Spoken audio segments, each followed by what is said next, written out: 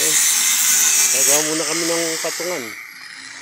Ayan, gagawa kami medyo wala kami pagtatrabahuhan eh. Ayan, nagkaprepara muna ng pag ano yung bago ito. Oh, kinalawang oh. Ayan, yung mga gamit ng pader eh. Ayan, nabitin. Ayan yung clearing.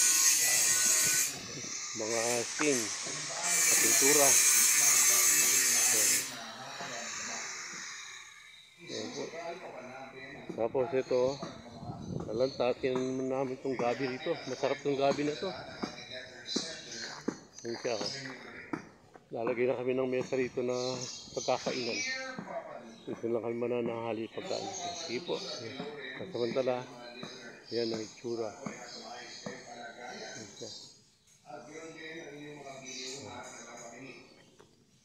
Ayan yung kabuuan. Hindi ko na i-record yung iba.